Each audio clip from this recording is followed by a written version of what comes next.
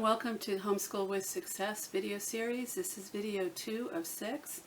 In our introduction, we talked about the myth of poor socialization of homeschoolers, and that is a myth. We also listed many famous homeschoolers, and we laid the foundation for this video series. In video 1, we talked about what documentation you need, and also the fact that you are not directly teaching your children the curricula. The curricula is teaching your children. A lot of homeschool curricula is designed to be self-instructional with the understanding there may not be a direct instructor there. So all the concepts are spoon-fed in very small increments so that the child can't get lost. So you and your child just need to follow closely the curriculum that you pick. In this video, we're going to go into the nuts and bolts of how to practically homeschool on a daily basis. You need to keep in mind that flexibility is the key to let your child build on the momentum of certain learning experiences. For example, you can let creative interest bloom in your child by doing some unplanned activities that aren't on the schedule but are inspired by the curriculum. For instance, if a child is learning about measurements, they might remember that you use some tools and instruments in the kitchen. So you could take your child and go explore those, and if a meaningful discussion can come of it, then great. And the rule of thumb is not to allow these good diversions to steer you completely away from the curriculum or the schedule that you set as a general rule. But when these fun times do occur, it's fine to excuse parts of the formal curriculum and don't assign it as homework because you've taken advantage of something like this, because that could seem punitive. Now in this video, I want you to remember the background. You want to teach 5 to 7 subjects a week. Every day should be 50 minutes per subject, and that's a traditional schedule. Another traditional schedule is a block schedule where the subjects are done 1 or 2 days a week as a block of time, but it totals the equivalent of time as if they were being taught the subjects 5 days a week at 50 minutes each. Also, you want to remember what is your child's learning style. Some children and people in general, adults, we learn better by seeing. Others can learn better by hearing more. Others need to touch, tactile. So what is your child's preferred learning style, an innate learning style? You can do some learning style surveys. One is on metamath.com, metamath.com. We want to remember about this concept of flexibility. It's part of the effectiveness of homeschooling, and it inspires creativity and love of learning. Remember that your curriculum, your schedule, and the communication between you and your family are important pieces in a good homeschooling foundation. Pray often for God's wisdom and help. So let's go over what is this video series, video number 2, going to be about.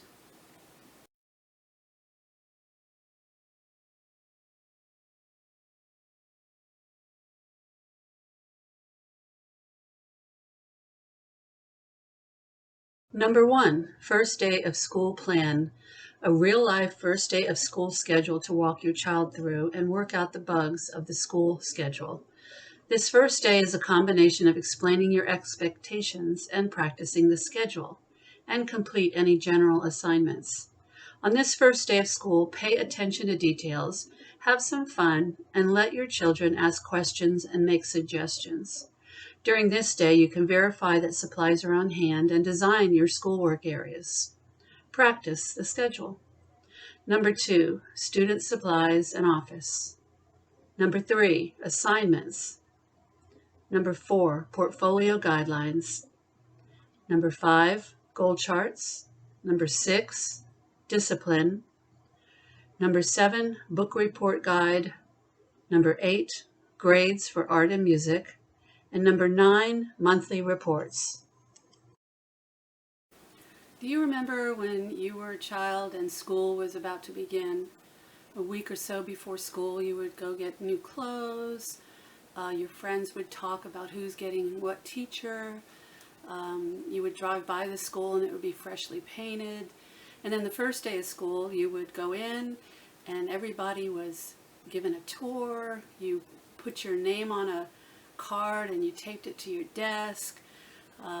You went to the lunchroom and the principal came and introduced herself. It was all a mix of orientation, and then you'd get some work done in between and turn in some assignments and focus on some things that were academic. But the first day of school was an orientation day. It's important to have that idea in mind when you begin your homeschooling program. And it's a good practice. So let's look at what a typical orientation or real life first day of school would be like. This is a first day of school plan, or orientation day. Plan the aspects of this orientation day ahead of time. Print a schedule out like this one and review it together at the beginning of the day, explaining this is an orientation day. This way, the next day when schoolwork begins in earnest, you will not need to introduce or review these important points below. 8 to 9, wake up, breakfast, Bible verses. 9 to 9:20, introduce this orientation day schedule and a chore list and do chores. 9:20 to 9:30, transition time. 9:30 to 10:20, first session. Sessions usually would be schoolwork time. On this orientation day, do the following. Pick and arrange an office. Check supplies and books or place orders. 10:20 to 10:30, break. 10:30 to 11:20, second session.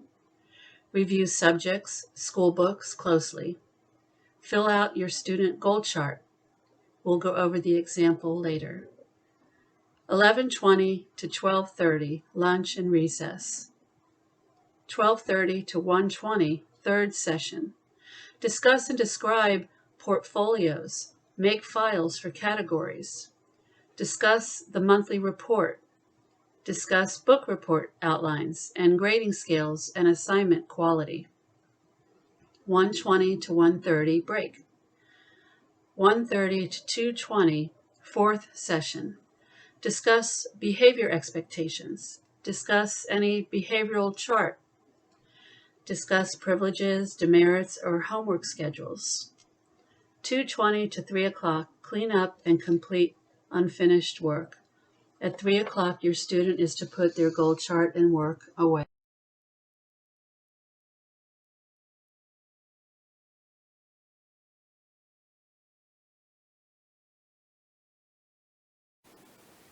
Next, we're going to look at your student's office area and supplies. This could be a very formal place. It could be two places. It could be a wall and a dining room table. It could be whatever fits into your home.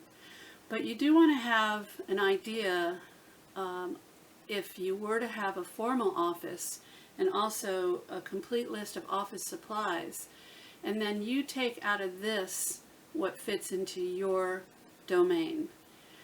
So go ahead and just contemplate how your areas and your home would benefit from some of this information. It's presented as if it's in a traditional classroom or a real strict homeschool setting, but you fit it to fit your individual circumstances.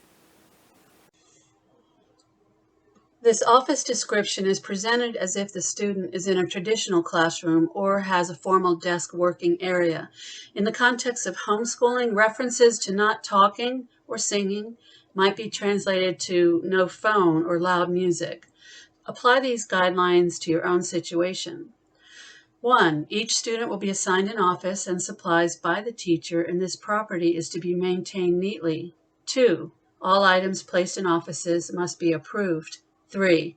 No pencil or pen marks are to be made anywhere on the furnishings. 4. Students are not permitted to communicate with others or be out of their offices without permission. 5. No activities are to be carried on in student offices not directly related to learning of the prescribed instruction unless a privilege has been earned. 6. Students should not sit idle. 7. Students are not allowed to talk or sing out loud when it interferes with learning. 8. Students should learn to speak to the teacher appropriately. 9. Students are not to ask the time or request permission to throw away paper. These things can be done on break. 10. Students are required to have complete supplies on hand every day and to inform the teacher when they are in need of a supply. And 11. Only students dressing appropriately will be allowed in the learning center or office area. All or some of the following items will be needed. Personal Bible, King James Version or the New King James Version is suggested. 2. Devotion books, workbooks, etc. 3. Blue ballpoint pens, erasable. 4. Number 2 pencils with erasers, 2 at a desk at all times. 5. Colored pencils, crayons. 6. Standard notebook for paper, reports, and compositions. 7. Extra erasers. 8. 3x5 cards and a file box for memorization and notes. 9. 12-inch ruler. 10. Small box for supplies. 11. Comb and or a brush. 12. Small package of tissues. 13. Scissors, round-tipped for grades 2 through 6. Next, we're going to look at the discipline of a quality assignment. When your child is doing an assignment, it might take them a lot longer than what you would prefer them to take, but they have to get their own footing. They have to be able to feel comfortable in their effort. And a small increase or small goal that's met in your eyes might be something that they are very proud of. So I want you to just go ahead and pay attention to the following information about how a quality assignment is so important, more important than the quantity. The quality of an assignment is more important than the quantity. It is recommended that students be taught to set goals and be responsible for filling out a goal chart to represent these goals. Each student shall keep his or her goal chart or assignment chart in a neat fashion. The chart should be checked for accuracy after each goal is reached, and at the end of each day, have students fill out the goal chart for the following day to reflect the next day's assignments and activities. This is done with the parents' guidance. Students are projecting the next day's goals, and this goal setting is a good exercise. Pencils or erasable pens are to be used for assignments. Neatness counts. Writing that cannot be read must be redone. No assignments may leave the student office or learning area without permission from the teacher. Assignments must be carried in a protective carrier when taken from the learning center. The teacher's permission is required to vary from assignments. Trail of an assignment. When classes begin, students will be assigned a minimum of 5 courses of study. These courses are reading, which is word building or literature for levels K through 9, English, math, social studies, and science. Courses will be supplemented by electives as needed. It is highly recommended that 2 years of Bible is taught at the high school level. Once a student has received school assignments, they work on daily goals in a consistent, progressive manner. The student should be asked if he or she wants to review the assignment objectives and relearn any sections before quizzes or tests. If a quiz or test is passed with an 80% score or better, new work can be assigned. Students will be required to repeat an assignment for the following reasons: cheating, loss or damage to the assignment, inadequate comprehension revealed by a quiz or sloppy, incomplete work, failed final test. Repeated assignments should be completed more rapidly than the first time. For children who are capable of earning it, it might be helpful to have them pay for repeated assignments as an incentive not to repeat the same behavior that caused them to have the repeat in the first place. They may pay for it in the form of using playtime, doing extra chores, etc.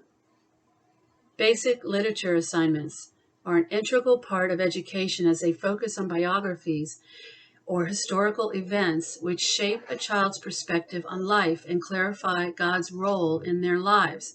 Basic literature assignments can be enhanced by composition or book report assignments at the teacher's discretion. Suggested lengths of essays or book reports in word count. Grade levels 4 through 5, 200 words. Grade levels 6 through 8, 400 words. Grade levels 9 and up, 600 words. Privileges. When a person assumes greater responsibility in life, he earns greater privileges. This principle is taught through a graduated incentive system designed by the teacher. Privileges may be earned by meeting certain responsibilities. These responsibilities may involve assignment completion, maintaining an academic balance. That's defined as accomplishing about the same amount of work in every subject area. Limits on the amount of detention time or timeout served the previous week, scripture memorization, oral reports, and service to others. Privileges that may be obtained by fulfilling these responsibilities include extra break time, engaging in extracurricular activities or reading approved literature once goals are completed, being out of seat without permission, and being out of learning centers on approved projects without permission. Of course, the greater the responsibility completed, the greater the privilege. Students who desire privileges and believe that they have fulfilled their responsibilities should request this on the Friday preceding their week of the privileges. Those applying for higher levels of privilege can perform some type of Christian service that is to be verified by a responsible adult who can verify service. Students should be encouraged to earn more and more privileges by assuming more and more responsibility. Remember, privileges are incentives designed to promote learning achievement. What is a portfolio? Well, we've heard this term used when a person is an artist and they have a portfolio, or maybe a stockbroker, and there are educational portfolios as well at the college level. But this is a portfolio for homeschoolers that we're going to go over next. And a good portfolio includes work samples and records of student progress. They are concepts, snapshots, representations of progress, snippets, if you want to call it that, of a weekly or monthly progression of activities and accomplishments. So let's take a look at what a good portfolio includes. A good portfolio includes work samples and records of student progress. The contents of the portfolio serve to show student progress and involvement. Items kept in the portfolio over the years can be used to create a memory book upon graduation. This letter outlines what is necessary for a good portfolio. This information is provided to assist you and encourage you to develop and document your educational goals. Even though a student's education program may be interrupted by conditions or situations such as an illness that could negatively impact the student's progress, it is understood that these types of situations could occur in any school setting. Yet it is expected that the portfolio will reflect the overall progress and progression made in schoolwork. It is understood that a student should be evaluated on individual merit and upon each student's own ability and work product. As such, doing work on grade level, quote unquote, is not necessarily the criteria for receiving good grades. Rather, the criteria for receiving good grades for assignments is that the student should progress in an academic program commensurate to his or her own ability. If grades are based upon the work performed below the student's indicated grade placement, when compared to the publisher's standards of what is on grade level, then the diploma option should be followed. That should be the vocational diploma option. Records will be developed according to school policies or policies set by parents. A good portfolio includes work samples and records of student progress. The following are suggestions. Create files with the following titles in which to place samples. File 1, textbooks used. File 2, materials used. 3, projects. 4, magazines. 5, extracurricular activities. 6, contests entered. And last, field trips. Samples placed in the files should be based on the following: actual work samples, activities, and advancement of a student's academic functioning level. Collect samples of student work contemporaneously, which means as it happens. So as the year progresses, you put samples of the students' academic work and activities in the folders as they occur. Include flyers, certificates, pictures, or notes in these files.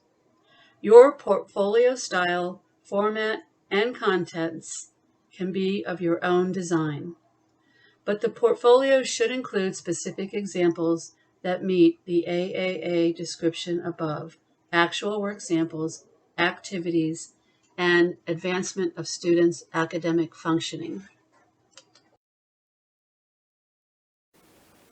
Let's look at goal charts. Goals and setting goals, recognizing goals, in and of itself is an education, a very important part of critical thinking. When we look at these goal charts, I want you to understand that you can use them any way you want. If 4 to 5 weeks is represented on one piece of paper, this is a perfect document that would go into your portfolio. I had my children set their daily goals for the following day at the end of every school day. They would cross out what they said they did, and they would set the next day's goal of what they said, what they believe that they are going to do. And then at my leisure, I would go check on the work they did for the day and what the goal chart was telling me. It's a very great resource to have as a homeschooling family. This sample is of 1 week. You would put this box on one sheet of paper 5 different times. That will give you 5 weeks of information. Name and month goes on the top, the subjects on the left, the days of the week, Monday, Tuesday, Wednesday, Thursday, and Friday.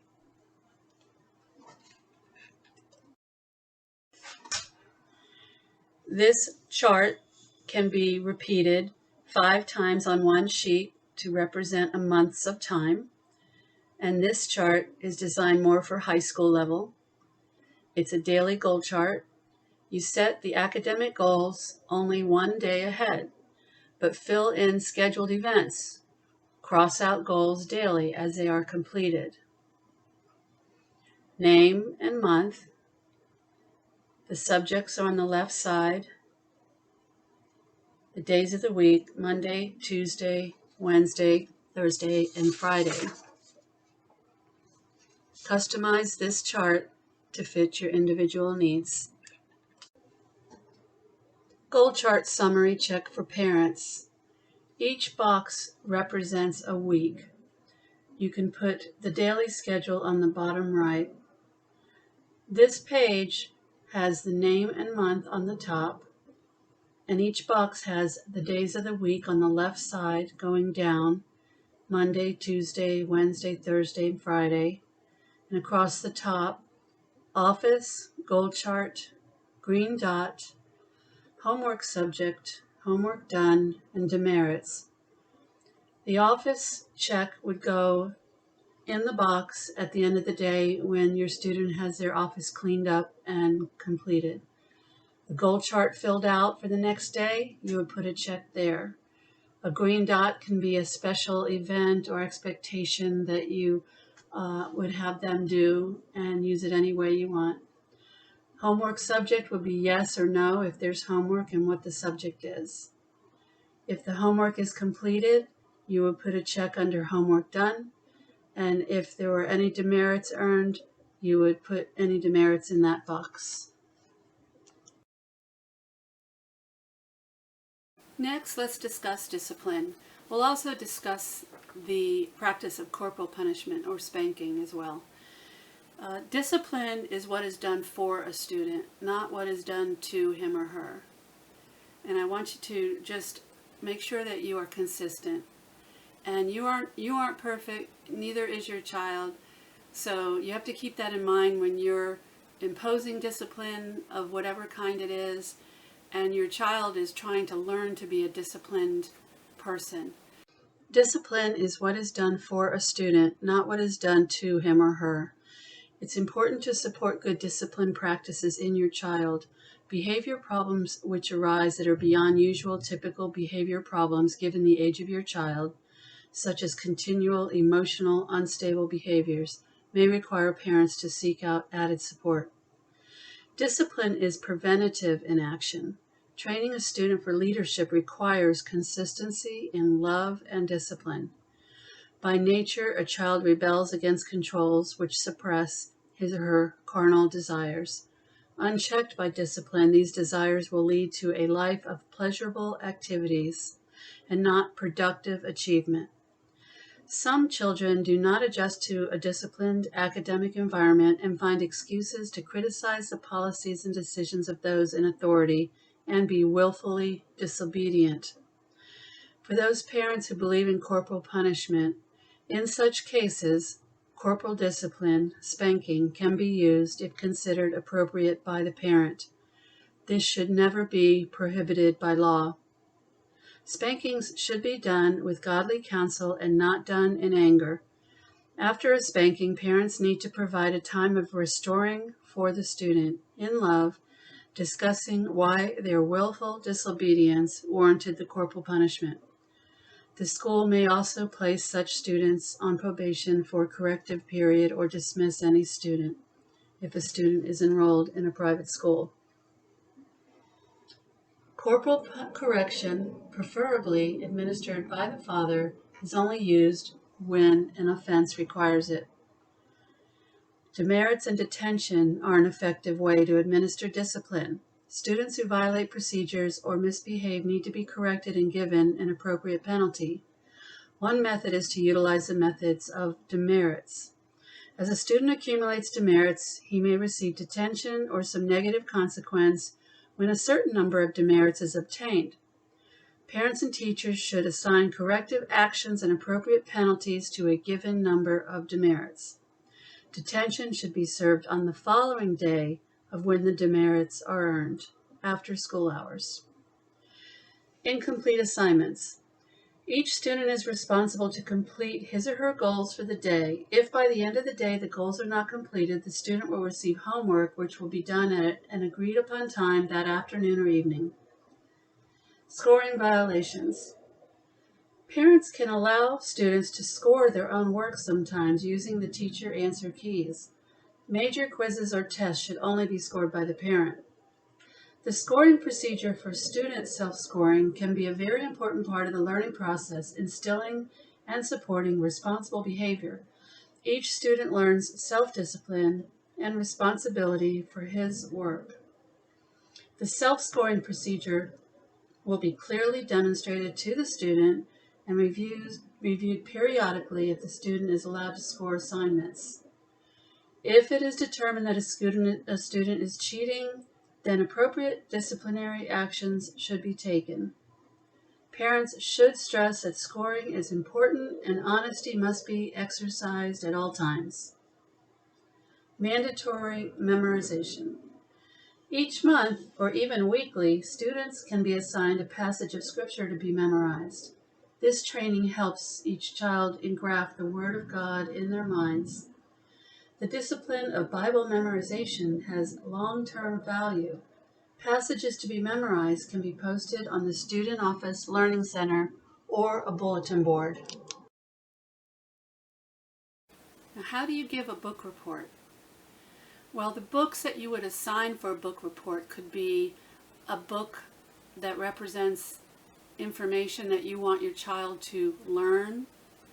It could be a book that they pick because they are very interested in the topic. It could be a book that represents current events. Or it could be maybe a future issue that you want your child to learn early. So book reports are a wonderful tool, and you just need to know how to grade them. So we have a guideline on how to grade book reports. Book report guideline. Book reports may be assigned for many different reasons, such as supplemental work to focus on specific topics, work assignments to replace curriculum, extra credit work to earn special privileges, or to practice research and writing skills. When assigning a book report, break down the steps to completing the report over a period of time. For example, a monthly book report assignment can be broken down as follows. The first week, have the student research and submit a list of several topics of interest and 3 major resources. The second week, after the student picks one main topic and theme, they submit a rough draft outline of subtopics and a list of resources they will use. Third week, the students submit completed rough draft of written report, illustration page, and title page, or a rough draft of each. You will proofread then the rough draft and give suggestions and help the student make corrections. Fourth week, the student submits the final report in the format above, and you can schedule a time for them to present it to an audience if you wish.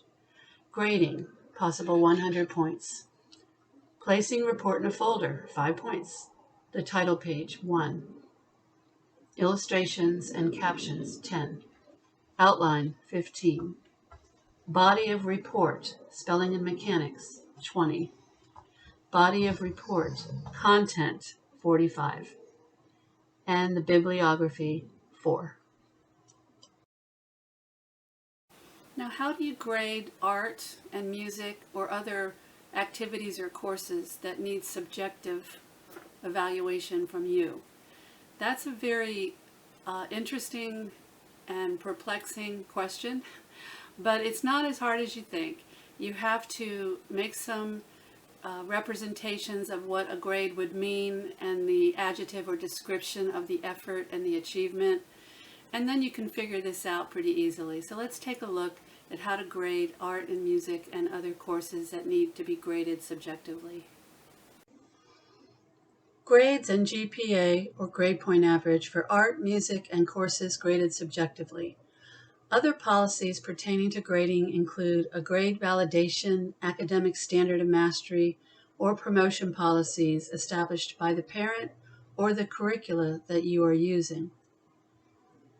Each parent-teacher decides which assignments will be graded and when these assignments are due. Sometimes grading is subjective because a score cannot be mathematically achieved, such as in an art project.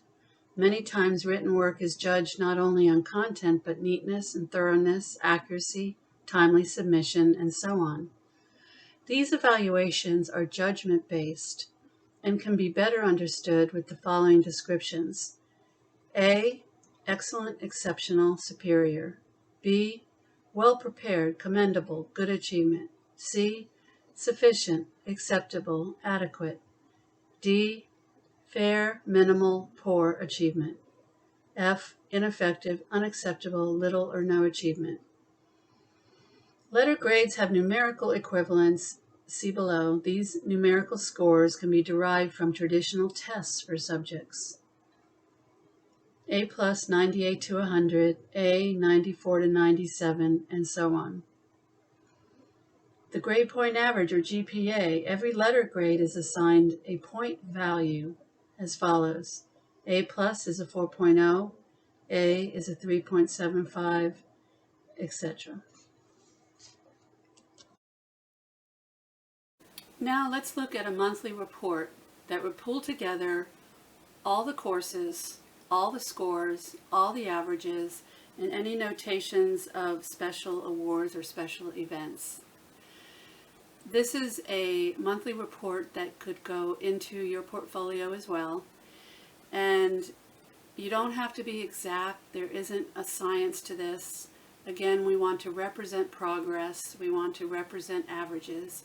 So every subject you would glean 1 or 2, maybe 3 scores a month that could represent a pivotal time, maybe a quiz, a test, or a grade, just a daily average of a week. So let's take a look at what a monthly report would look like. This is a monthly report. It's good to keep this in your portfolio. It represents a month worth of scores for all subjects. Across the top is a student's name and month, and all the subjects listed for high schoolers have to be exact. For instance, instead of just math, you would put Algebra 1, or for science, biology, etc. Down the first column on the left are the days of the month. The next column is P for present, A for absent. And then under each subject, you would put 3 to 5 numerical scores representing any quizzes or tests or any work that you would find would be appropriate to take a numerical score from. On the bottom are the total days in attendance and any notations of any special awards. Thank you for following along in our video series. Our next video will be about 2 legal ways to homeschool. You can register under a private school that specializes in homeschooling families, or register straight with the district superintendent in your county. So please stay tuned, and I look forward to seeing you next time. Thank you.